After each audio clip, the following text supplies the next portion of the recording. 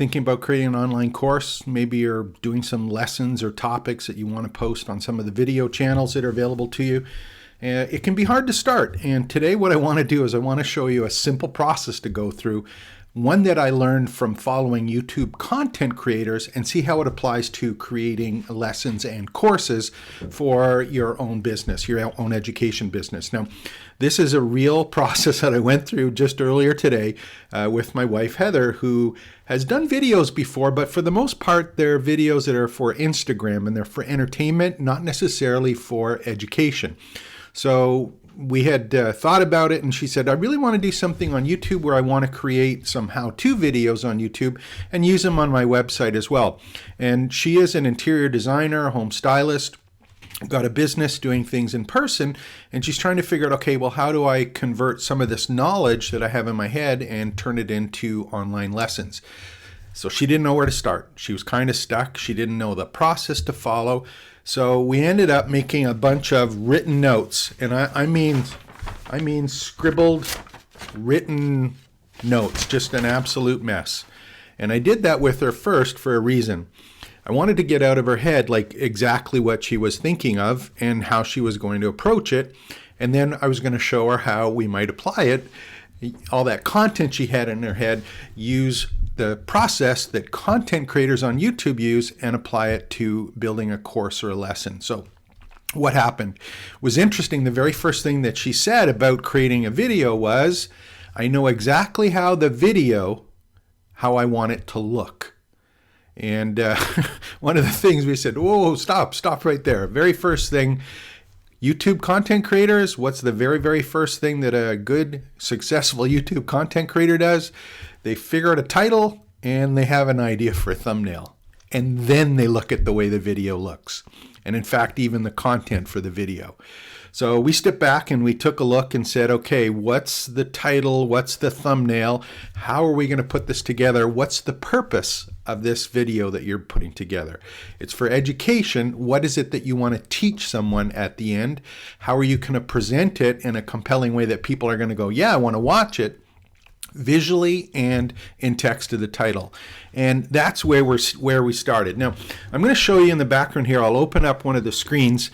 One of the things that I suggest and I teach when we're creating courses and lessons is to use mind maps, and we're going to see why in a second. Mind maps are an easy way to take written notes that are all over the place and turn them into a structured outline for you to follow as a presenter or an online educator.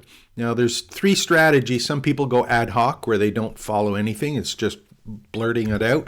Some people are overly structured, in my opinion, where they're reading off of a script. And in many cases, what happens if you read directly off a script, you're not animated, no personality comes through. My personal suggestion is to use the mind map as a way to structure or follow the steps or the process that you're trying to teach. So that's what we did with her. We took the notes and we applied a process to it. So let's take a look at that. If you look at the screen here, we've got our mind map. We use one called xmind.net, which is free, and I'll leave the links below. The very, very first thing is to come up with that title, right? If you're doing a YouTube video, you're just doing it for content on YouTube, you need a great title and a great thumbnail. It's the exact same thing for your course and or your lessons in your course. You've got to have some kind of thumbnail or title that gets people to want to complete or watch that entire lesson or go through the entire lesson. So very first thing is we came up with a title or lesson, and it was based on a situation or problem that she had.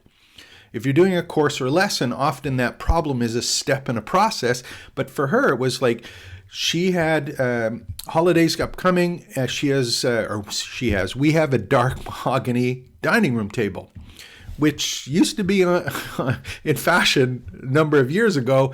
Right now, it's absolutely not in fashion.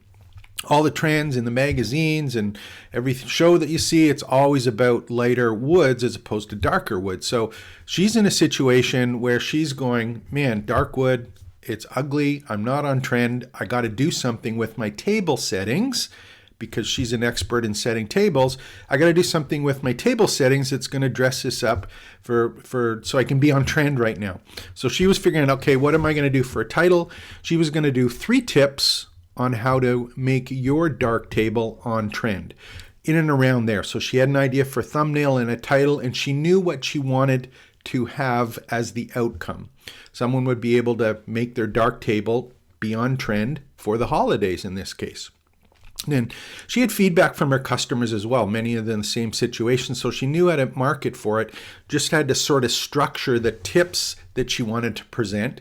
She had 3 tips for people. How are you going to structure the tips as they apply to, again, creating this dark one into on trend or a little more current? So this is the process she went through, and we're going to go through it right the way through. And again, the reason we went this way is because this is exactly the same process that YouTube content creators use. What was the first thing they did? Up in the red, the first one was the setup. And the setup's kind of interesting because a lot of times you'll see in the past, people would always start off with, hi, this is so-and-so from so-and-so company, where we do. Setup is usually a little bit different now. For the successful content creators, they'll use something like, don't like dark tables, stuck with a dark formal dining room. The current trend is here with lighter woods, and what I wanted is I wanted to be on trend and turn my dark table into on trend. So setting it up and saying kind of, this is the situation I was in, this is the problem I was having, and what I wanted to be in a fashionable dining room table based on my old one. So that was the setup. She didn't introduce herself. She got right to the problem, and this is the exact same thing if you're doing a lesson or a course. You've got to get people in that they say, I identify with this, or I understand that this is a problem in my particular area that I'm learning about. I got to know, what is it that I'm going to learn in this lesson or topic? And that was the next step, right to the promise. So here's the situation, is the setup. The promise is, today I'm going to show you 3 great tips to make any dark formal dining room on trend. That's the promise. You do the exact same thing in our lesson and course. At the end of this lesson, you will be able to blank. Now, the other thing that's kind of neat in this promise step is she promised at the end as well. She said, and at the end, I'm going to share some alternatives on how you can apply this here. So she's got something at the end of the video that keeps people engaged, hopefully, for the entire video and motivates them to finish it. Now, if you've ever tried to create courses or sell courses or have people complete a course, it's very hard to keep people to actually finish the course. So this is a great idea or a great secret that many of the great YouTube content creators use. And what they do is they promise something or a secret or an unknown at the end that you're kind of compelled to go, man, I got to watch to the end to find out how to do that. So that was the promise that she made. Now, this one I had intro optional. I put optional. This is content creators often at this point after the promise, they may do an introduction where they say, hi, this is from so-and-so, and give maybe a little bit of an intro to the major benefit of what they do or their company does online. The other thing you might find here is you'll see, subscribe to my channel or like and subscribe to my channel, a little bit of a prop to see if they can get people a little bit subscribed, a small call to action. But for courses, not necessarily to do this. Again, it's optional on you for courses and lessons, but you'll find it a lot of times on YouTube videos, content creators. The next piece is the content. Now, she did, let me minimize these for a second. The first thing that she did is she said, look, I'm going to give you 3 tips.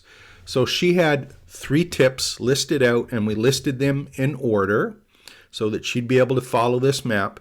And the first tip, just to show you an example of what she did, is she said, in her case, she said, every table starts with an inspiration. So she was talking about the dining room table, and she just said, you know what? You have to have an inspiration for your table. You have to have an inspiration. That's tip number 1. Why do you need that? So the second part was, she said, why do you need it and how does it get used? Why and how? You need a jumping off point. And then after that, she gave an example that was a personal example of how that was used. So in my case, it came from a simple slice of poplar log. And then what is it? Where was it used? How did I use it? Exact same thing if you're creating tips or lessons in a course. It's give the tip or give the step in the process. Then you talk about how do you apply it and when do you apply it, and then you give an example.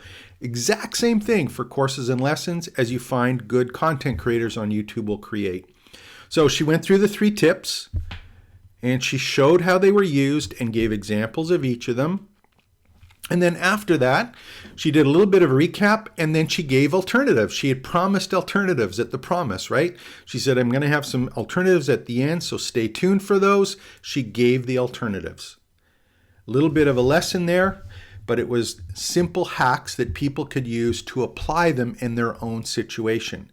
And this is a great example of what you can do in a course or lesson. Course or lesson, you often have a case study. Here's how so-and-so used it. Or here's an example of the entire lesson used in one place, or someone following the process or the steps that you're teaching. So she gave the alternatives, and then right after that, there was a call to action at the end of her little video. What was it? It was like and subscribe or stay tuned for more great tips. But it was an action that she was asking for is for like and subscribe.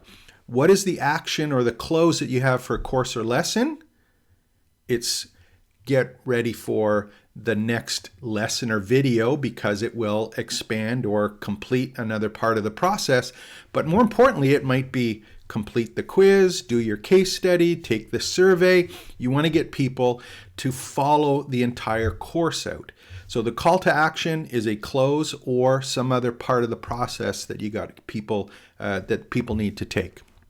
So kind of interesting to me is you've got this content creators on YouTube, and you can learn a lot from what they're doing to keep people watching the YouTube videos. There's 2 big parts of it, right? It's like how to get people to actually click on the thumbnail or the title to start watching.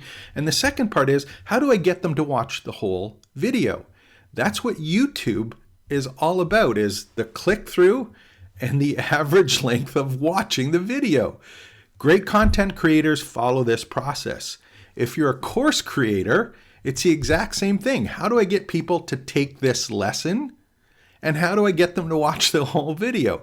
All you have to do is follow this process. So I'll provide this as a download below. If you have any questions, make sure to comment below. And of course, you can always like and subscribe to the channel for more great tips on how to create and sell your own courses online.